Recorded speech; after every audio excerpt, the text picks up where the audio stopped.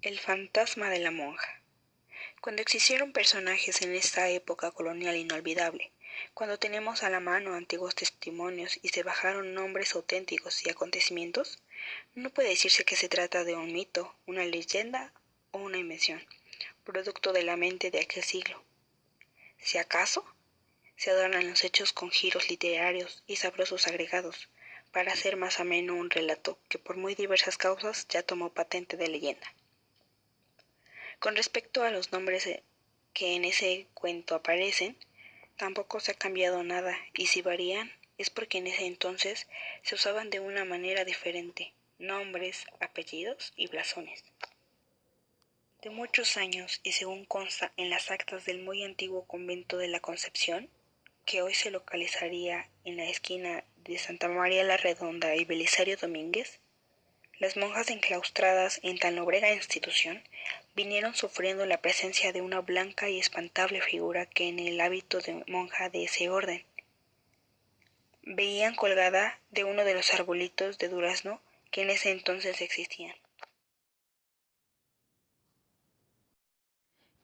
Cada vez que alguna de las novicias o profesas tenían que salir a alguna misión nocturna y cruzar el patio y jardines de las celdas interiores, no resistían la tentación de mirarse en las cristalinas aguas de la fuente en que en el centro había, y entonces ocurría aquello. Tras aquella, balanceándose al soplo ligero de la brisa nocturna, veían aquella novicia pendiente de una soga, con sus ojos salidos de las órbitas y con su lengua como un palmo fuera de los labios, retorcidos y resecos, sus manos juntas y sus pies con las puntas de las chinelas apuntando hacia abajo. Las monjas huían despavoridas, clamando a Dios y a las superioras, y cuando llegaban a la abadesa o a la madre Tonerra, era la más vieja y la más osada. Aquella horrible visión se había esfumado, así noche tras noche y monja tras monja. El fantasma de la novicia colgando del durazno fue motivo de despojo durante muchos años, y de nada valieron los rezos, ni las misas, ni duras penitencias, ni golpes de silicio, para que la visión macabra se alejara de la santa casa, llegando a decirse en entonces, cuando aún no se hablaba ni se estudiaba sobre estas cosas, que todo era una visión colectiva, en un caso típico de histerismo provocado por el obligado encierro de las religiosas. Mas una cruel verdad se ocultaba en la fantasmal aparición de aquella monja ahorcada, colgada del durazno, y se remontaba a muchos años antes, pues debe tenerse en cuenta que el convento de la Concepción fue el primero en ser construido en la capital de la Nueva España, apenas 22 años después de consumada la conquista, y no debe confundirse convento de monjas mujeres con monasterio de monjes hombres, y por lo tanto fue también el primero en recibir como novicias a hijas, familiares y conocidas de los conquistadores españoles. Vivían pues en ese entonces en la esquina que hoy serían las calles de Argentina y Guatemala, precisamente en donde se ubicaban muchos años después una cantina, los hermanos Ávila, que eran Gil, Alfonso y doña María, a la que por oscuros motivos se inscribió en la historia como doña María de Alvarado.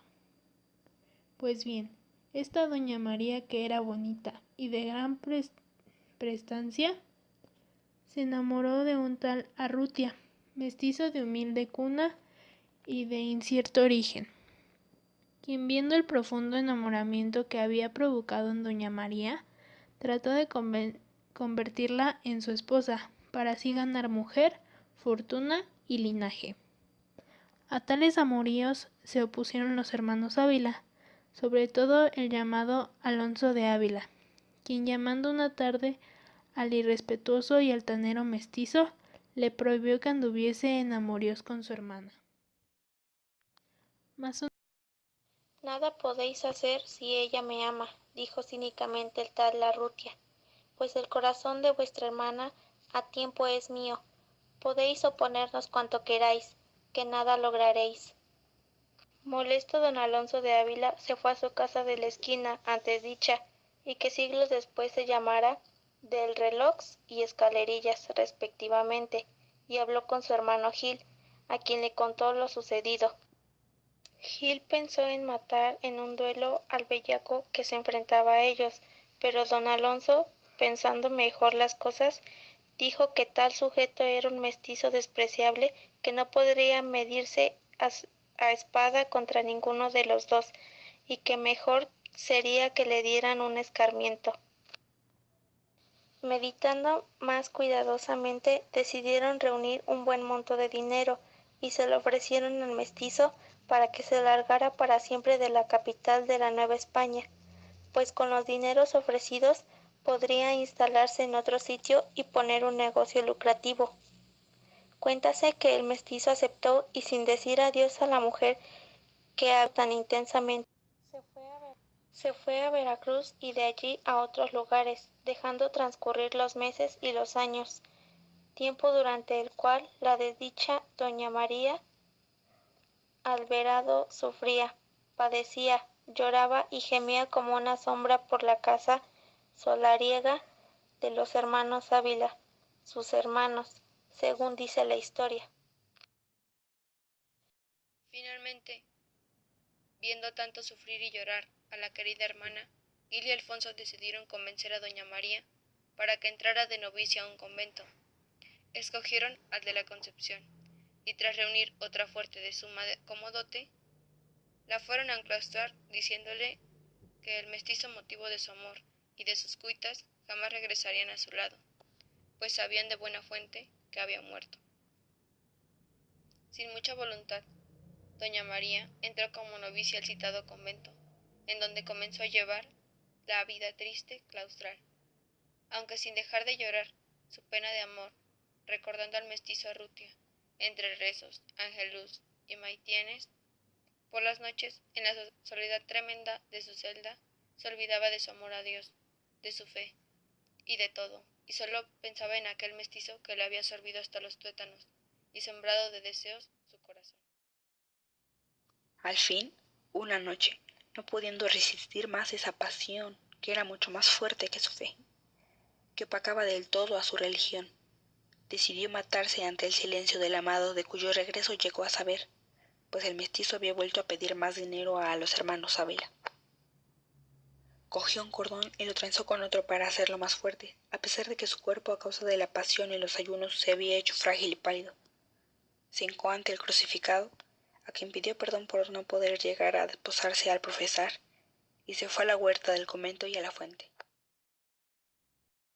Ató la cuerda a una de las ramas del durazno y volvió a rezar, pidiéndole perdón a Dios por lo que iba a hacer,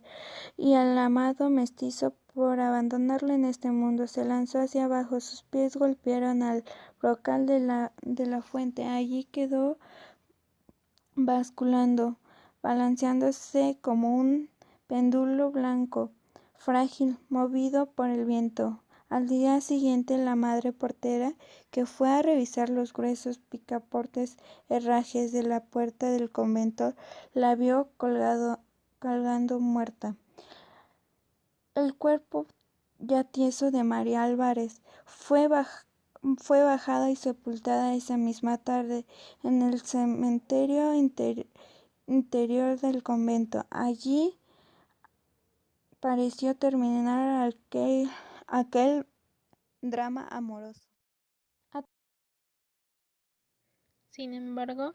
un mes después, una de las novicias vio a la horrible aparición reflejada en las aguas de la fuente. A esta aparición siguieron otras, hasta que las superiores prohibieron la salida de las monjas a la huerta, después del puesto del sol. Tal parecía que un horrible, sino el más trágico, perseguía a esta familia. Vástagos los tres de doña Leonor Alvarado y de don Gil González Benavides, pues ahorcado doña María de Alvarado, en la forma que antes queda dicha, sus dos hermanos Gil y Alonso de Ávila se vieron envueltos en aquella conspiración o asonada encabezada por don Martín Cortés, hijo del conquistador Hernán Cortés, y descubierta esta conjura fueron encarcelados los hermanos Ávila, juzgados sumariamente y sentenciados a muerte. El 16 de julio de 1566, montados en cabalduras, vergonzantes, humillados y vilipendiados,